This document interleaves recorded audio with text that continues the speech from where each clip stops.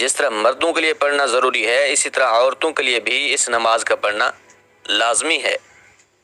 اب کافی ساری خواتین اس غلط فہمی کا شکار ہوتی ہیں۔ ان کا خیال یہ ہوتا ہے کہ یہ جو تراویح کی نماز ہے یہ صرف مردوں کے لیے ہی پڑھنا ضروری ہے، عورتوں کے لیے اس نماز کو پڑھنا لازمی نہیں ہے، جبکہ یہ بہت بڑی غلط فہمی ہے۔ یاد رکھیے تراویح کی نماز جو ہے یہ سنت مؤکدہ ہے، بغیر کسی شرعی عذر کے اگر اس کو چھوڑیں گے تو گناہ گار ہوں گے۔ مرد بھی اس نماز کو پڑھیں گے اور عورتوں کے لیے بھی اس نماز کا اہتمام کرنا ضروری ہے۔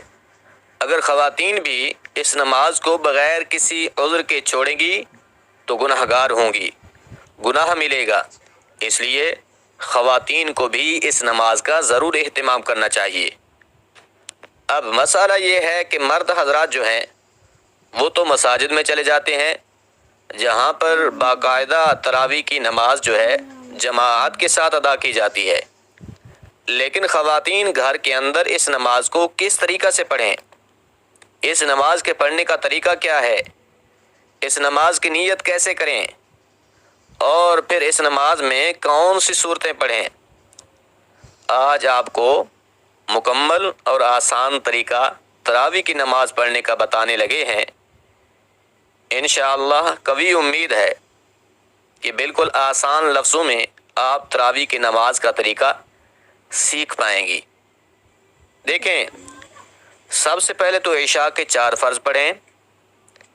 عشاء کی نماز 4 فرض پڑھ لینے کے بعد پھر 2 رکعت سنت مؤکدہ ادا کریں۔ اس کے بعد وتر نہیں پڑھیں بلکہ 20 رکعت تراویح کی نماز ادا کریں۔ پھر 20 رکعت تراویح کی نماز ادا کر لینے کے بعد فطر پڑھیں۔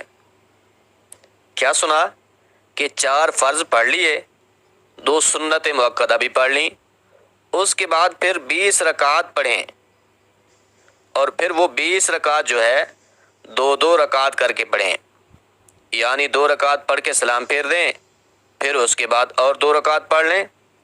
اسی طریقہ سے ہی 2 رکعت کر کے تراویح کی نماز ادا کریں۔ لیکن اگر آپ 4 رکعت اکٹھے پڑھنا چاہتی ہیں تو تب بھی کوئی حرج نہیں ہے، نماز تو ہو جائے گی، مگر افضل طریقہ جو ہے وہ 2 رکعت کر کے پڑھنے کا ہی ہے۔ اب 2 رکعت کر کے پڑھ رہی ہیں یا 4 تو ہر 4 رکعت کے بعد تراویح کی جو دعا ہے وہ پڑھنی ہے۔ وہ کون سی دعا ہے؟ وہ ہے سبحان ذی الملک والملکوت، سبحان ذی العزت والعظمت والہیبت والقدرت والکبریاء والجبروت، سبحان الملک الحی الذی لا ینام ولا یموت، سبوح قدوس ربنا ورب الملائکۃ والروح، اللہم اجرنا من النار یا مجیر یا مجیر یا مجیر۔ اس دعا کو پڑھیں گے۔ یہ دعا آپ کو کیلنڈر پر بھی لکھی ہوئی مل جائے گی یا پھر گوگل پر سرچ کر کے اس دعا کو یاد کر سکتے ہیں۔ اگر زبانی نہیں آتی تو دیکھ کر بھی پڑھ سکتے ہیں۔ ہر 4 رکعت کے بعد اس دعا کو پڑھیں۔ اگر یہ دعا نہیں آتی تو کوئی حرج نہیں ہے، کیونکہ یہ خاص نہیں ہے کہ یہی دعا ہی پڑھنی ہے۔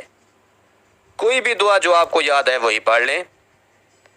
اگر کوئی بھی دعا یاد نہیں ہے تو پھر سبحان اللہ، الحمدللہ، اللہ اکبر، استغفر اللہ پڑھ لیں۔ یعنی اگر دعا نہیں آتی تو کوئی پریشان ہونے کی ضرورت نہیں ہے۔ سبحان اللہ کی تسبیح پڑھ لیں، الحمدللہ کی تسبیح پڑھ لیں، استغفر اللہ کی تسبیح پڑھ لیں، جو بھی دعا آتی ہے وہی پڑھ لیں۔ اب ہر 4 رکعت کے بعد دعا پڑھیں گی۔